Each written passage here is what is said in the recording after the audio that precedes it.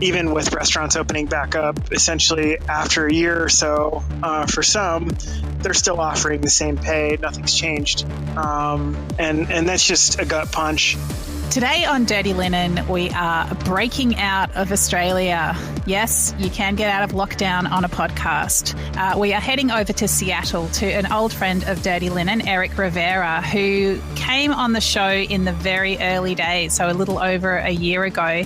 He is the owner of Addo in Seattle in Washington State. Eric, welcome. Hello. How are you?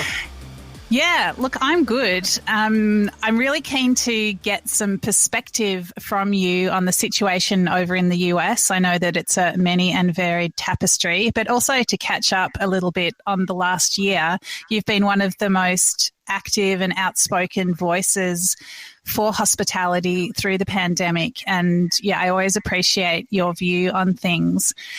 I'd love you to start just by giving us a little bit of a lay of the land. What are things like for your restaurant and more broadly for the hospitality industry in your part of the world?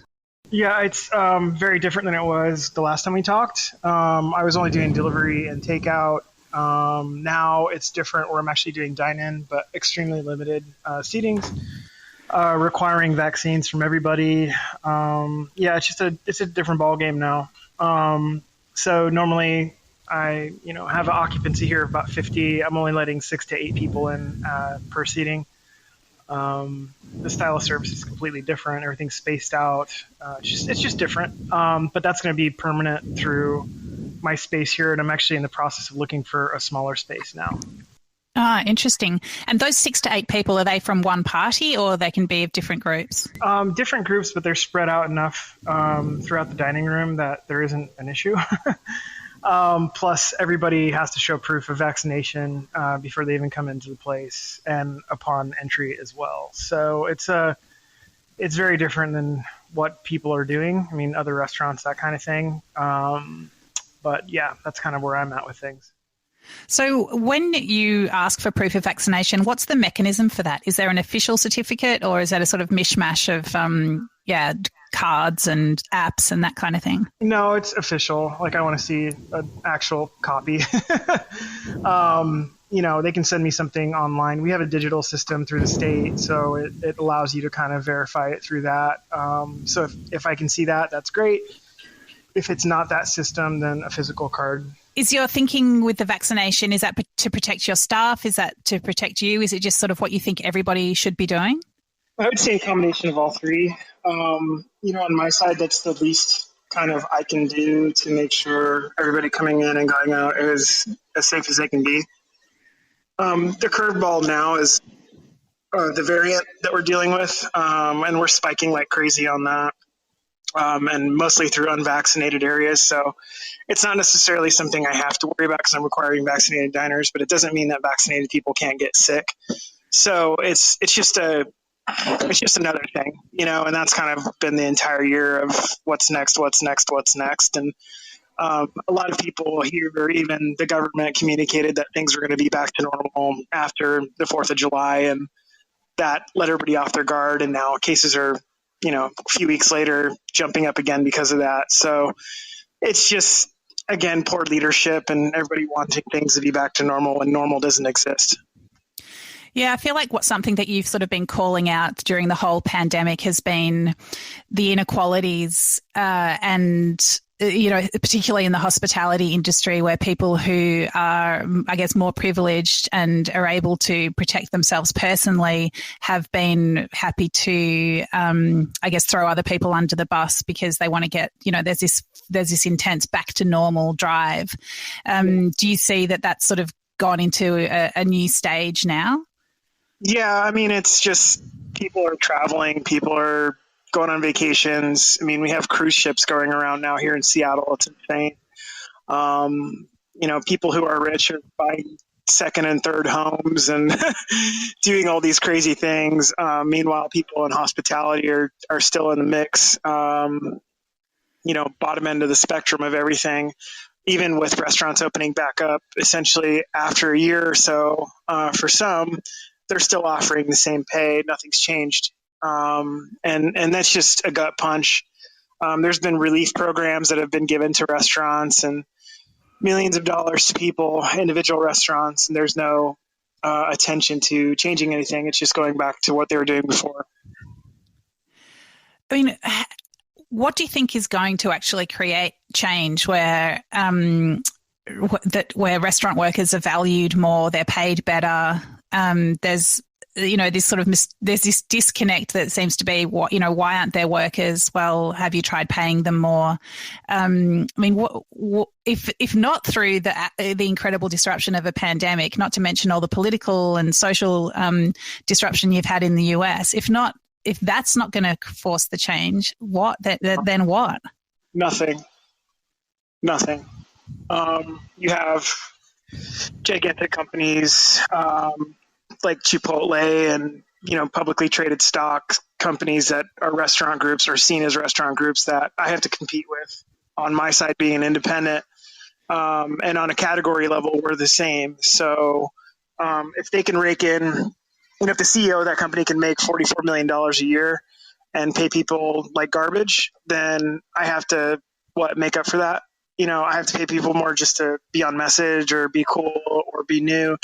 It's not fair. It's not fair to me. It's not fair to employees. It's not fair to workers. It's not fair to anybody, because they really set the market. And if that's the bigger, fast food chains and all these other people are doing it, I can only do so much. It's like with climate change, how you get told and I get told to do like plastic straws and recycle bags. Meanwhile, you have oil companies out in the water, lighting oil on fire like it's no big deal. You have billionaires going to space like it's no big deal.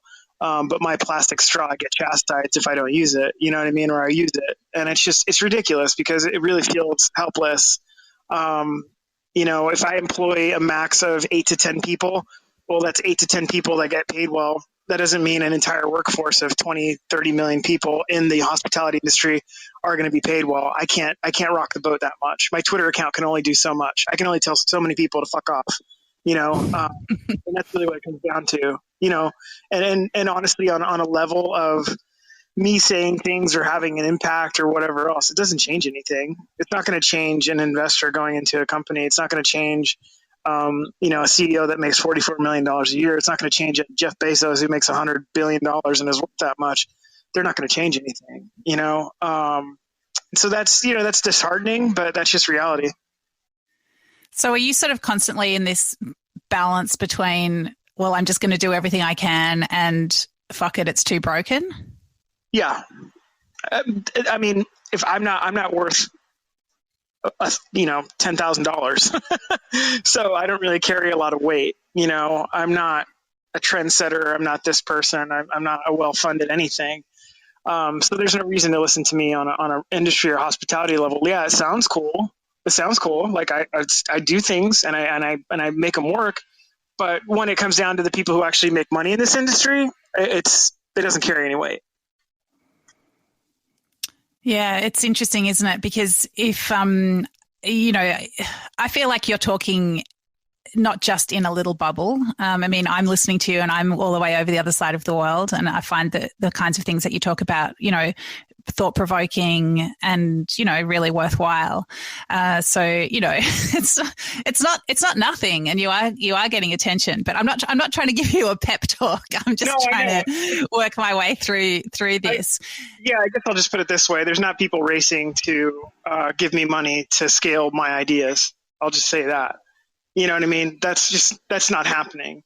But if somebody said, hey, here's this publicly traded fast food company, they're going to do great. They're going to make ghost kitchens. They're going to eliminate workforce. That's where people are putting their money into. Things like software as a service, that kind of eliminates an extra person, like an Uber Eats or Caviar or Grubhub or any of those kinds of things. That's where people are putting their money into. The idea of paying people more isn't a scalable idea. So there's nobody who's going to say like, hey, I'm going to give you a ton of money. Why don't you pay your employees more? That sounds like a bad investment on their side. Their goal is going to be, I'm going to give you money to build this business. How can we make the business more profitable? And that's one idea of investing money into something. How can the investor get their money back? Otherwise, restaurants need to be put into nonprofit or they need to get like a community center at that point, because if their idea is to redistribute their money to their employees on a high and prioritized basis, that's impossible to do, and that's impossible to get money and funding from. It's all based on percentages too. So if you go to a bank and say, I want to take out a loan to do this, and here's my business plan, they're going to say, your labor's out of whack. That's not right. That's not how this works. And I've been in this conversation. I've been turned down for loans. I've been turned down by investors. I don't have investors right now. I've had to go it alone all this way. So that's where you find the edge for me, where I'm like, yeah, fuck everybody. I'll do it this way, and we'll see where we end up. Maybe there's a next generation of someone like me that listens to me and can get the funding and go on with it. But I don't think it's going to end up being something where I end up changing things. Interesting. Well, I'd love to, let's just, pluck one sort of hot button topic, and that's 11 Madison Park choosing to go to a plant-based menu, which I guess got a lot of attention. People have put a positive spin on it, saying, well, that's a kind of, they're shining attention on vegetarian eating. Perhaps there's an environmental edge to it. Perhaps they want to be really sustainable. What's your take on that? It's bullshit. It's just bullshit. If you're going to redo your business and look at, coming back from the pandemic, and you want to trim costs and you want to trim the cost of your food and the things you make, it's a really good way to spin it. Because your vegetables are going to be your least effective and less cost things, rather than proteins. So I wouldn't be surprised if he did something like Alain Passard, where he comes in and he does it for a few years, says, hey, I'm the king of vegetables, I'm the shit, and then starts adding duck and meats as supplements, because at that point they have a good vegan vegetarian menu. And then, hey, on top of this thing of vegetables, you can add a whole duck. You can add A5 Wagyu. You can add whatever. Then at that moment, it's additional revenue that the restaurant receive, and that would be their play. That's what I see happening, because there's other restaurants that have done the exact same thing. Because honestly, if he really gave a shit, he would have started it that way to begin with. And there are plenty of restaurants out in the world. There are plenty of people out in the world that believe in plant-based, vegan, vegetarian cuisine, and that's kind of like, I guess, the cross they die on the entire time. It just doesn't come off as a PR gimmick, and I feel like this is what it is. It's what it is. It's just an attention thing. It gives them an opportunity. Before the top 50 stuff, they retired 11 Madison Park as a previous concept and said, hey, they couldn't get number one anymore. That's not good enough for Daniel Hum. He opened something in London, and then he's reinventing the wheel here at this one, because Noma did the same thing too. They closed, they moved, and then they were able to get back on the top 50 again. So this is just all about ego and getting on top of a list and feeling like you're the king of the world. And there's a lot of people that fall for that shit. There's a lot of people that are excited about it.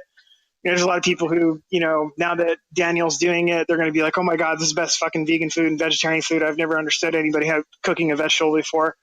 I mean, that's just more of a show of arrogance rather than understanding how simple it is. Interesting. It would be interesting to see if meat sneaks back into that restaurant. That'd definitely be, I could see that happening. Okay, let's hit another hot button topic. So, as part of the Me Too movement, there's been a lot of chefs that have been called out for bad behavior, and there's been a lot of toxic culture through the restaurant industry, through society in general, and of course that still continues. In your city of Seattle, one of the most prominent chefs, Eduardo Jordan, has had his own reckoning in recent times. And this is a question I want to ask you about the way that the media puts chefs on pedestals. Can you just talk us through, for people who may not know of what's happened, can you just talk through quickly what's happened with that and your spin on how the media could do things better? It's, Seattle's a really white town. I think that's all it comes down to.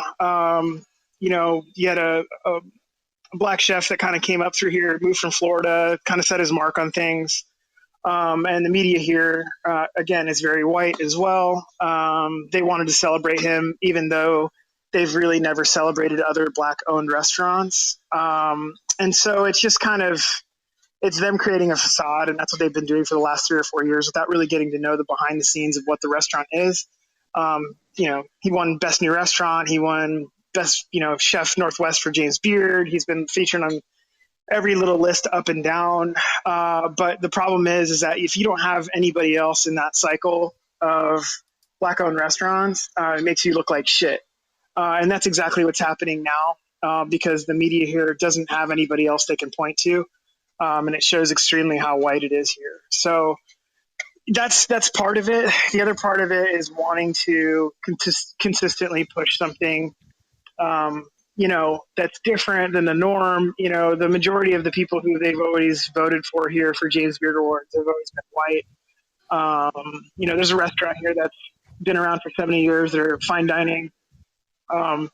And they just recently hired a woman to be chef of the space, and they were so proud of themselves. But, if you've been around for 70 years and you've never hired a manager, meaning like an executive chef or a GM or anything like that as a woman, that's not a good thing.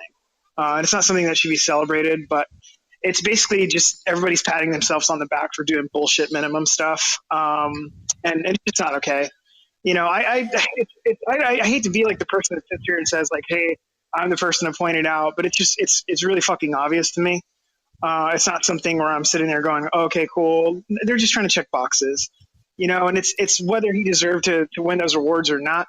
The guy had a reputation even before being his own restaurateur of being a scumbag, of touching people inappropriately, of, treating his employees like shit. So it's like whoever wants to hear or whoever wants to talk about or whoever wants to crown the guy as being the best around, whatever and however they got to that point, that's what really needs to be investigated, because it's going to continue on. It's going to continue on. We had the show Top Chef here in America, and the guy ended up, sorry, there's a motorcycle going by. The guy that ended up winning, they ended up finding out like a month or so after they filmed the show, he was, doing the same kind of shit. And, the show here, they didn't really say anything about it until it came out. They were like, oh yeah, we're going to investigate now. But it was 6 or 7 months later. It's just a continuous cycle. It's these guys just do it. They know they can get away with it. Eduardo is going to probably open his restaurant again. There's going to be people that are cool with it. There's another restaurant here called Willow's End. And, they were in the New York Times for doing this kind of shit. And their restaurant's full.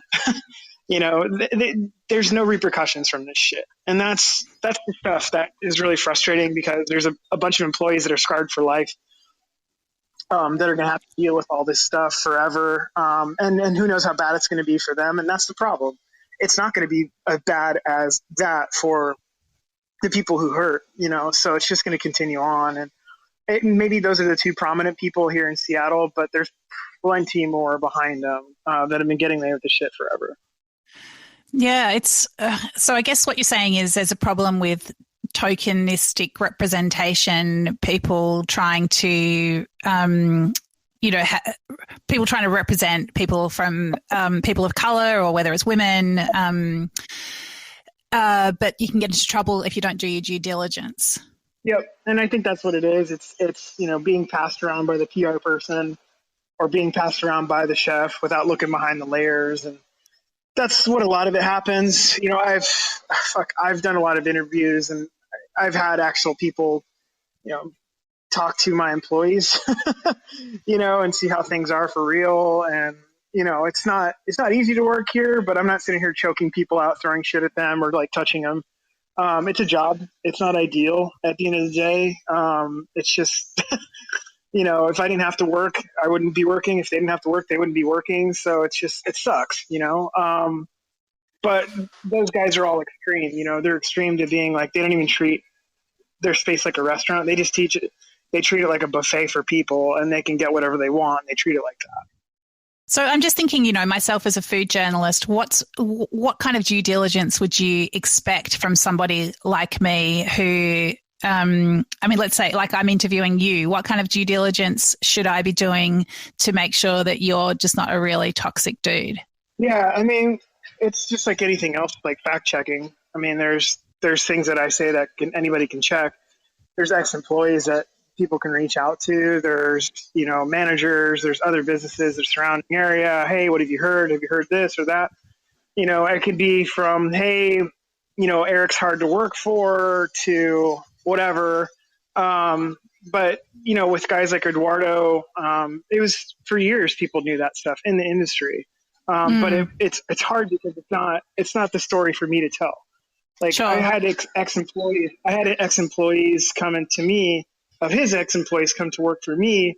And I was like, oh, how are things there? That sounds like pretty cool. Like, you guys were winning everything and whatever. And they're like, it's not like that. It was really like this, and this. And I don't want to give their information about them. It's their story, right? Sure. So it's like, you listen to that and you go, holy shit. So what do you do with that? On my side, it's like, well, do I go on Twitter and blast the guy out or fucking yell at him or whatever? That doesn't solve anything, and it puts a lot of victims in a bad spot, meaning like the people who work for me currently. So it's not my story to tell. It's not my place to go on it. But, as far as when the people who called him out in articles and said, hey, here's what happened, it was really bad. I mean, the first thing that a lot of people do is they're so programmed to saying like, oh, well, wait, let's see if we have the facts straight. And I don't know if I believe him, or they're probably trying to get something out of him because he's successful. And that's like programmed to so many people.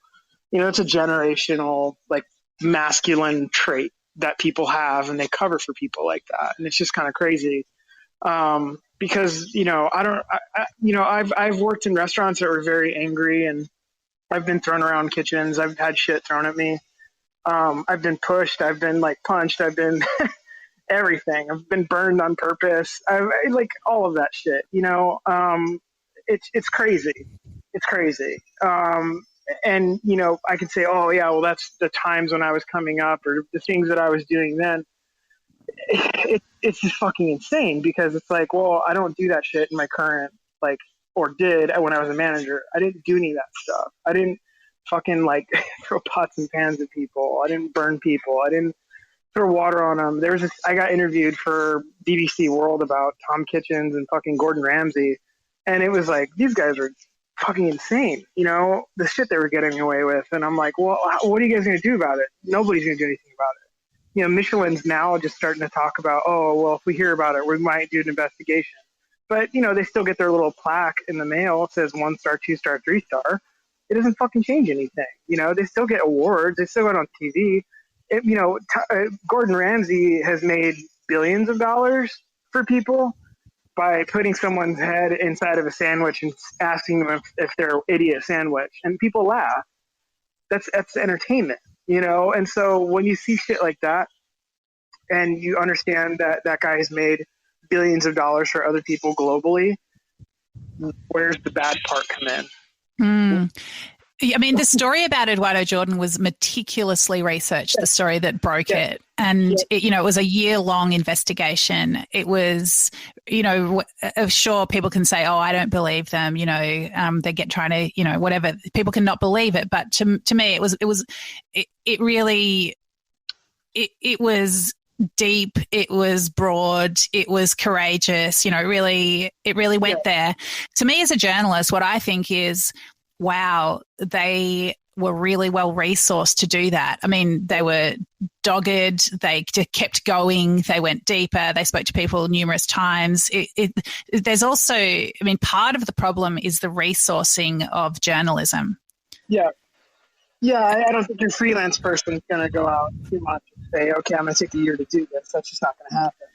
And that an editor has to say, well, yes, even though part of what we get our clicks from and our sales from and our advertising from is the valorizing of restaurants and the valorizing of chefs. And ad dollars, Yeah, exactly. Yeah. And that we're going to pull someone down off their pedestal through a resource intensive piece of journalism. I mean, that's a courageous call that not every editor will make. Right. So, I mean, I guess it's just the whole ecosystem is problematic. Yeah, I mean, I look at right out the gate, I look at when 11 Madison Park comes back to play or these other big name chefs come back to play. Articles get put out about what they're doing and what they're opening and what they're expanding upon. coming out of the height of the pandemic, I guess, or however, whatever you want to say about it. And it's pretty rare that any of those like PR pieces will say, well, all of these guys laid off hundreds of thousands of employees and they haven't gone back to like check on them or take care of them or do anything. But hey, here's a new restaurant, right? Cool. It's just this constant cycle. And it's like, there's really holding nobody accountable for anything. There really is. Yeah. And that's the part that sucks because then you have, a journalist that takes the PR, the press release and goes, this person's opening a news story. It's up to them, I guess, or whoever at the space to say like, oh yeah, by the way, are we going to add that they laid off 1,200 employees before we say, here they're opening up a new restaurant? Like, what is that? Is there a rule for that? Probably not.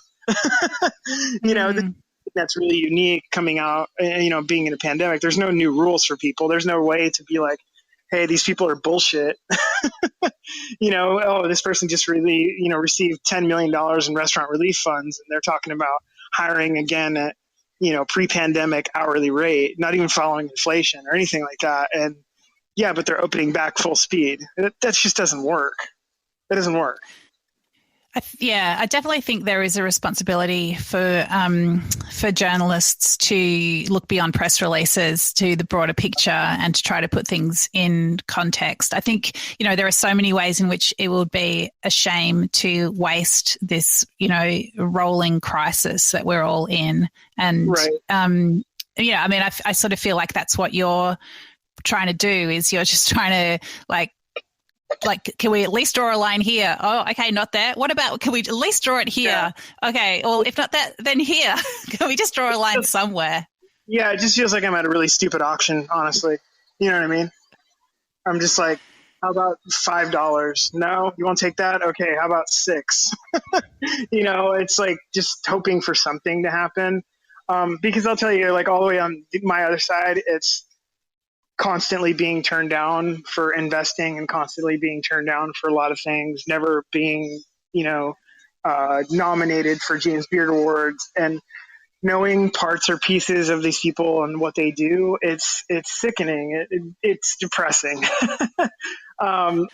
It's really like a kick in the head because I'm sitting here going like, but I'm trying to do, and I am doing all, and it's not just me going like, hey guys, climate change, and then I'm going to the fucking moon or whatever.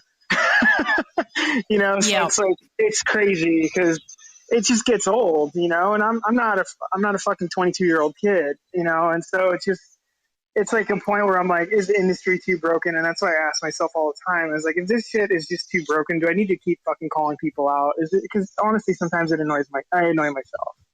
You know what I mean? Like, I just go, shit, are you really going to post this? And I like have this little internal stupid conversation with myself, and I'm like, fuck it, send it. Like if I had to pay $1 for each tweet, maybe I'd think about it more, but I'm like, fuck it, it's just free. Fuck them. I deal with the repercussions somehow. Maybe, Lexus won't give me a call to sponsor me for some shit, or KitchenAid won't, none of that stuff's happening anyway. So fuck it. If nothing's happening, might as well go to nothing. And that's, I'm not trying to get anything out of it, but I'm like, I'm so frustrated by the whole thing that it just gets old trying to have to work through it and work around it. Having to work 20 times as hard just to see a tenth of the success. And I know there's tons of people that feel that way too. And it's disheartening. But I mean, in the meantime, you are creating, you are serving customers, you are taking pleasure in food and, the menus that you create and recreate and recreate constantly. So maybe, do you want to just give me a bit of an insight if I was vaccinated and was able to get a reservation, what kind of experience would you put on for me at Addo? I mean, I have like 4 or 5 different things. They're all different. I say different because they're all different. But they change every night, from Puerto Rican food to family style tasting menu for 6 people to a 2-seat chef's counter to all these other things that I'm doing. The menu's never the same. It's basically just like improvisational jazz. It really is something different every time. It feels unique. It's intimate. It really is. I've been around the world eating, and I've worked at 3 Michelin star level restaurants and higher positions, not just like a fucking chef de partie that picks herbs all day. I've been at the top of the food chain in those places, and this is truly like I've basically created a unique space and a place and experience for the people that dine here, and it's fun. You know, that's really like the time where I can throw my phone away and not have to worry about shit. Mm. Or even now, like I would say over the past year, people kind of it's weird because people send me articles and they're like, "What do you think about this?" That's weird, you know. And I'm like, "Do you want me to send it to you in this private message, or like, am I supposed to like tweet about this, or like what the fuck is this? Am I like a late night show person now?" Right. It's like I don't know. I don't know, but you know, on the other side, I've also learned that kind of like when you have a platform and people are paying attention, there's a lot of people that wish they could say things and can't. So I just kind of put it out there, and you know, there's like on impressions level for Twitter, it's like 2 to 4 million people every week that look at my dumb thing, you know? So it's like, Wow. yeah. So if I'm saying all this kind of stuff, I mean, obviously somebody's listening, whether they hate it or they don't. So I guess somebody's paying attention to it. I don't really know who. I mean, I can see who follows me, but there's other people that read it. So, I mean, cool, right? I hope it makes a difference for somebody. That's all, you know. But it's not really my intention to be like this place, you know. Yeah. So, tell me a bit more about the food. Like, if I come in this weekend, what kind of dish might you serve me? I'm seafood's peaking right now, so I have a lot of Northwest style seafood. So halibut, all wild stuff, not cultivated. So salmon, we have like 5 different types running right now. Ling cod, true cod, black cod, clams, mussels, oysters, Dungeness crab. I mean, it's the majority of the menu is seafood right now, which is nice for people because in lockdown, people kind of suck at cooking fish. So this is good that they can actually have it in a restaurant setting and they don't have to worry about ruining it. So that's nice. Yeah. My menus really consist of right now of things that people couldn't cook for themselves or see over the past year-ish. And I kind of make it a point to like show them that, which is cool. And what's the feeling like in the restaurant for these 6 to 8 people who are lucky enough to come? Are they just delighted to be there? Yeah, I mean, they're excited. You know, a lot of them have actually had to see my tweets and my communication. So, you know, it's been a range of like, I'm never doing dine-in stuff again to, oh yeah, now I'm doing dine-in stuff to, cool, it's like this now, and oh, might have to go back this way. And so they've been essentially part of the process. I mean, for them, it's cool. I haven't had anybody complain or say it's shit. So that's fun. That's ideal. I saw you actually had some customers come 2 nights in a row just because they wanted to see what was different than the second night. Yeah, they'd never been in. So that was really cool because they get to see like more of a range of the stuff I can do, because I don't think a lot of people really trust that I really am making each menu different. So I think that was a really expensive way of calling me out on it. And for them. and you know, and on the second night they were like, wow, this is really even better than the first night. I didn't think that was possible. So, you know, that's a cool pat on the back moment, but I'm just happy that they were able to come back and be here. You know, it's nice. You know, a year ago, I didn't think it was going to be possible, honestly. So. Yeah. So there's some kind of progress at least. Yeah. I mean, progress is here. I'm controlling that in my space. I made a decision not to worry about what's happening on the outside because everybody's paying attention to like the dumbest people possible right now. A lot of attention is going to people who can get a vaccine and don't want to because, you know, they Googled enough times that it's going to be bad for them.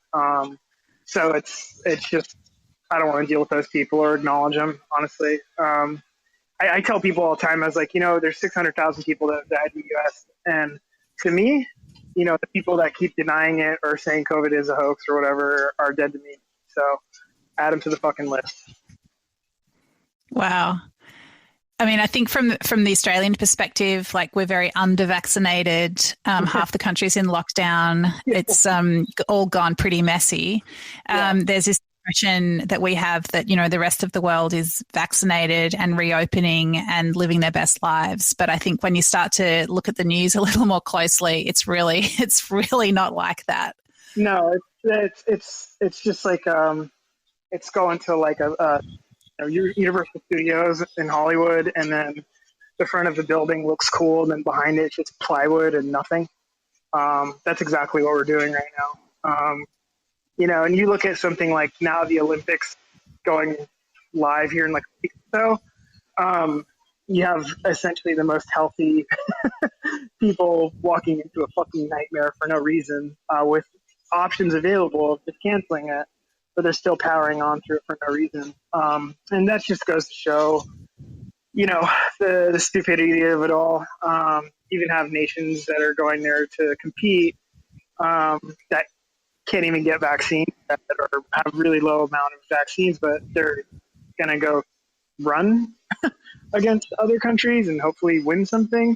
It's a shitty competition, It's really the wrong people going into space to where they could possibly get some perspective on this crazy little planet. Yeah. I just honestly, I have no problems with Jeff Bezos going to space. I just wish that they'd leave him there.